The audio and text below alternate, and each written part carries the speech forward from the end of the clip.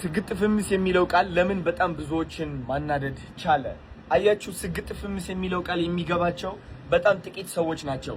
እነዚህ ሰዎች ደግሞ ውስጣቸው ላይ የሆነች መንፈስ አለች፣ ሹክ የምትል ማለት ነው። ይህ ህይወት አይገባህም፣ ይህ ኑሮ አይገባህም፣ አንተ የተሻለ ህይወት፣ የተሻለ በረከት፣ የተሻለ ደረጃ መድረስ አለብህ። ግን እነዚህ ሰዎች ሰዎችን ይፈራሉ። ግን እነዚህ ሰዎች ይሉኝታ አላቸው። ግን እነዚህ ሰዎች ለመከበርና ለመፈቀር ብለው ራሳቸውን የከዱ ናቸው።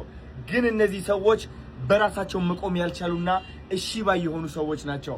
እነዚህ ሰዎች ታዲያ እንዴት ብለው ነው ከዚህ እስር የሚያመልጡት? እንዴት ብለው ነው ህይወታቸው የሚቀይሩት? እንዴት አድርገው ነው የሚቀይሩት? መሰገጥ ይጀምራሉ። የሚሰግጡት ደግሞ ሆን ብለው ሰገጤ ለመባል ነው። ከሰው ክብርና አለመጠበቅ ነው። ከሰው ፍቅርና አለመጠበቅ ነው። ሰዎች እንዲያደንቁ አለመጠበቅ ነው። እንዲያጨበጭቡልህ አለመጠበቅ ነው። በራስህ መተማመን ነው። የራስህ አጨብጫቢ መሆን ነው። ከሰዎች በፊት ራስህን ማክበር ነው። ሰዎች ኩባያ ከመሙላታቸው በፊት የራስህ ኩባያ መሙላት ነው። ስግጥ ፍምስ ስንል በጣም ብዙ ሰዎች የሚናደዱና ይህ ሐሳብ የማይቀበሉት ናቸው። እነዚህ ሰዎች ደግሞ በጣም ለውጥ የማይፈልጉ ሰዎች እንደሆኑ ተረድቻለሁ እኔ። እውነቴን ነው የምላችሁ። እነዚህ ሰዎች እውነቴን ነው የምላችሁ በክብር ስም በፍቅር ስም ሌሎች ሰዎችን መግዛት የሚወዱ ሰዎች እንደሆኑ ማወቅ አለባችሁ። መሰገጥ መጥፎ ሊሆን አይችልም። መስራት ማለት ነው። በራስ መተማመን ማለት ነው። መቼ ነው በራስ መተማመን መጥፎ የሆነው? መቼ ነው ራስህን ሰግጠህ መውደድ መጥፎ የሆነው? አንድ ተማሪ ሰግጦ ጥሩ ውጤት አምጥቶ ይፈምሳል አይደለ? ከመምህሮቹና ከወላጆቹ መሃል መቼ ነው ይህ መጥፎ የሆነው? ለምንድን ነው ሐሳቡ እንዳይገባችሁ የምትፈልጉት? አንዳንዶቻችሁ ሐሳቡ ግልጽ ነው፣ ወጣቱም ገብቶታል፣ እንዳለ ህዝቡ ገብቶታል። ልንገራችሁ። ስለዚህ ስግጥ ፍምስ እንዳለን ህይወታችንን እንቀይራለን። በምንም ተአምር በክብር ስም በፍቅር ስም መታሰር የለም።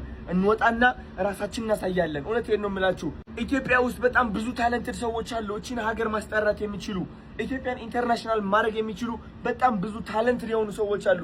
እነዚህ ታለንትድ ሰዎች ደግሞ ማለት ነው ዶክተሮች ናቸው። ልንገራቸው። ግን በዶክተር ብቻ መስራት አይፈልጉም።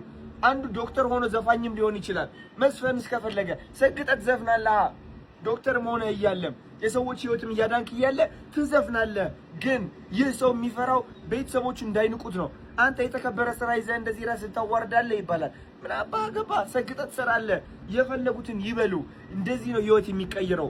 እኛ ሰዎች ስንባል አንድ አይነት መንገድ ብቻ አይደለም የተሰጠን፣ 10 አይነት መንገድ መከተል እንችላለን። ከፈለግን አክተር፣ ከፈለግን ዘፋኝ፣ ከፈለግን ዶክተር፣ ከፈለግን ኢንጂነር፣ የፈለግነውን ነገር ይዘን የፈለግነው ማዕረግ መርጠን መከተል እንችላለን። ሰው የመረጠልን ማዕረግ ተከትለን ግን ራሳችንን ማሰር የለብንም። ስግጥ ፍምስ አሁንም ይቀጥላል። እወዳችኋለሁ።